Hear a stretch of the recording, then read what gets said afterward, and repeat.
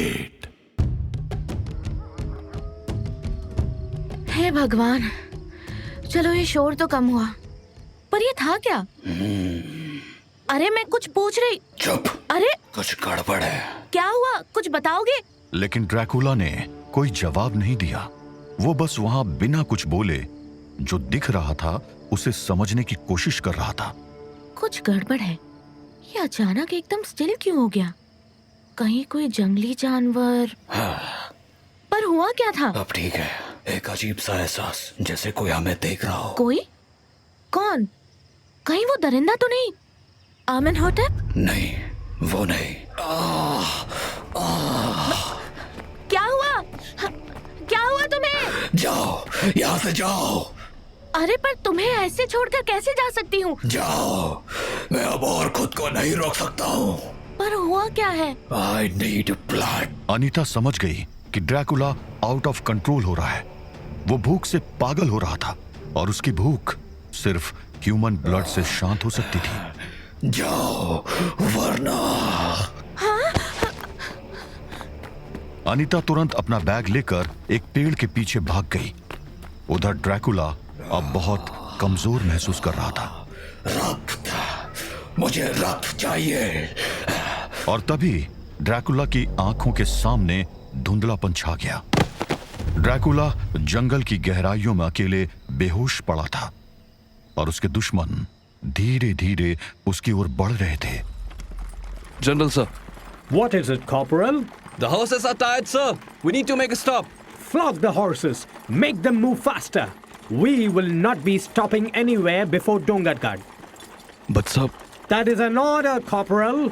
Sir, yes, General, sir. Continue moving. कोई नहीं रुकेगा। जनरल रूट की हॉर्स कैरेज से थोड़ा ही पीछे चल रहा ओमकार ध्यान से सब सुन रहा था। पादरी, पादरी। हाँ, क्या हुआ? हम लोग रुक गए हैं क्या? क्या रे पादरी, तुम तो चलते घोड़े पर ही सोने लगा। संभल कर, नीचे गिरेगा तो बहुत दर्द होगा। शट अप, सो नहीं रहा था, बस एक। छोड़ना पादरी, मैं क्या करूंगा जान के कि तू सो रहा था या झपकी मार रहा था। अच्छा एक बात बता, ये जल्लाद, मेरा मतलब जनरल, इतना गुस्से में क्यों है? पता नहीं, पर वियर्ड है। मतलब अजीब है। इस तरह चलते रहे तो आधे लोग ही डोंगरगढ़ पहुंचेंगे। वही तो, कुछ तो झोल है। पर ये जल्लाद से, अरे मतलब जनरल से पूछेगा कौन? तू कोशिश करना, तू उसी की बिरादरी का है, चर्च वाला, तुझे शायद बता दे। मुझे फादर डिसूजा ने साफ साफ बताया था कि जनरल जब गुस्से में हो तब उससे दूर रहना। He is known for his temper, और जब वो गुस्से में होता है तो बहुत डेंजरस हो सकता है। और वैसे भी अभी तो I really need a nap. ठीक है, तू झपकी मार, मैं ही कुछ सोचता हूँ। मुझे ही कुछ करना होगा। इस तरह चलते रहे तो भूख प्यास और थकान से ही मर जाऊंगा। क्रिस फ्रांसिस जनरल रूट के गुस्से से डर रहा था और रूट अपने मालिक लूसीफर के नाराजगी से। वहीं जंगल में ड्रैकुला को होश आने लगा था। I'm feeling better। ये ब्लड अच्छा है। हाँ? ब्लड कहाँ से आया? वो चौंक के उठ बैठा। अरे संभल के, अभी ये सारा रक्त नीचे गिर जाता। मैंने तुम्हें बोला था ना कि दूर भाग जाओ। और ये तुम्हारे हाथ में क्या है? ओफो, ये ब्लड है, थोड़ा सा बचा है, लो खत्म कर लो। उसने एक बार अनीता की ओर देखा और फिर उसके हाथ में रखी उस हड्डी को। ये क्या है? ये? अरे किसी जानवर के सर की हड्डी है, पीछे पड़ी हुई थी। जैसे ही तुमने चिल्लाना शुरू किया कि भाग जाओ, मैं समझ गई कि तुम्हें ब्लड की जरूरत है। अब खून तो था मेरे पास, लेकिन उसको रख कर देने के लिए कोई बर्तन नहीं था। पर तभी मुझे थोड़ी दूर पहले दिखा एक कंकाल याद आया। मैं दौड़कर गई और उसे ले आई, पर जब मैं यहाँ पहुंची तो तुम बेहोश थे। फिर उसी में खून भरकर तुम्हारे मुंह में डालना शुरू किया और देखो तुम्हें होश आ गया। क्या? पर तुम्हारे पास खून कहाँ से आया? उसकी नजर अनीता के बाएं हाथ पर पड़ी, जहां एक कपड़ा कसकर लिपटा हुआ था, और उस पर लगा दाग देखकर वो सब कुछ समझ गया था। तुमने अपना ब्लड हाथ काट कर निकाला? वो हैरान था। 400 सालों में उसने बहुत सी लड़कियों का रक्त पीकर अपनी भूख मिटाई थी, पर आज पहली बार किसी लड़की ने अपनी इच्छा से उसको अपना रक्त दिया था। वो ना कुछ समझ पा रहा था और ना कुछ सोच पा रहा था। हाँ, तो इसमें कौन सी बड़ी बात हो गई? थोड़ा सा ही तो है, पर तुम्हें होश आ गया वो ज्यादा जरूरी था। हमें आगे चलना चाहिए। हमें सुबह होने से पहले उस मंदिर को ढूंढना होगा। क्या तुमने अभी मंदिर कहा? हाँ, क्यों? What a coincidence! मैं भी तो यहाँ एक मंदिर ढूंढने आई हूँ।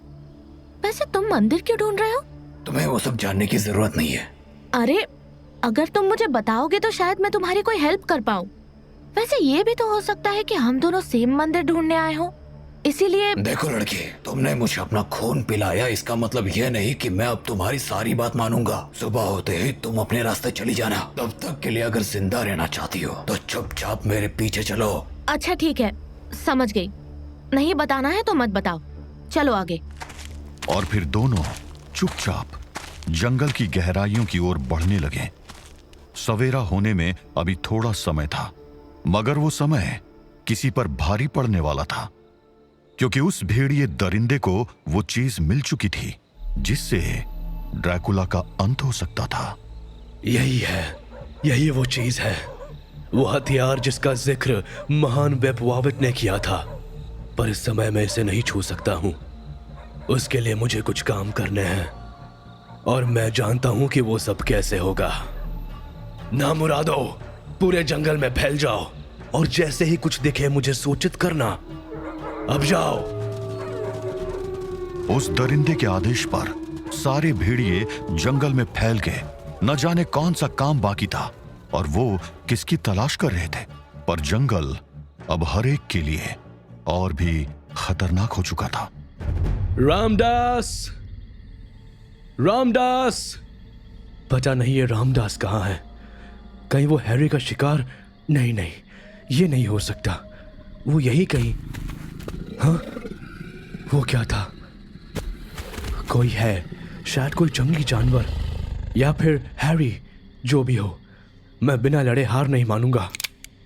रिलैक्स वॉल्टर्स, अपने पुराने साथी को ग्रीट करने का ये कौन सा तरीका है? Harry, is that you?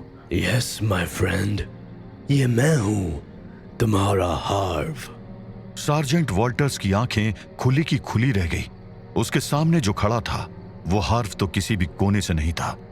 Walter's का हाथ कांपने लगा। वो घबरा रहा था और उसी घबराहट में उसकी उंगली से ट्रिगर दब गया। आउच! ये क्या वॉल्टर्स, तुमने तो मुझे गोली मार दी। अपने हाफ को गोली मार दी। तुम हैरी नहीं हो। Walter's, how cruel Walter's! पूरी गन मेरे अंदर उतार दी। पर ये क्या, मैं तो अभी भी जिंदा हूं और ये रही तुम्हारी गोलियां। वॉल्टर्स की आंखें फटी की फटी रह गई। उस दरिंदे के शरीर से गोलियां एक एक करके बाहर निकलने लगी और उसके घाव खुद ब खुद भरने लगे। वॉल्टर्स को एहसास हो गया था कि ये उसकी आखिरी रात है। किसका इंतजार कर रहे हो Harry? Come on, I am right here in front of you. Come on, मुझे भी मार दो जैसे कर्नल एंड्रूज को मारा था। आई से एंड इट नाउ।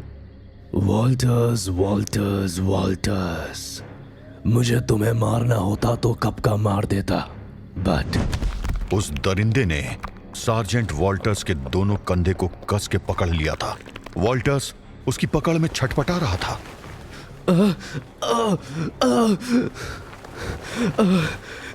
तुम्हें मारकर मुझे कुछ नहीं मिलेगा, क्योंकि तुम्हारी जरूरत मुझे किसी और काम के लिए है। कौन सा काम? इतनी भी क्या जल्दी है वॉल्टर्स?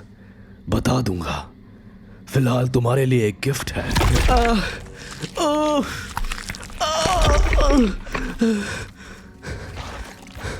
उस दरिंदे के दांत सार्जेंट वॉल्टर्स के कंधे में घुस चुके थे, मगर बस 5 सेकंड बाद ही उसने सार्जेंट वॉल्टर्स को छोड़ दिया था।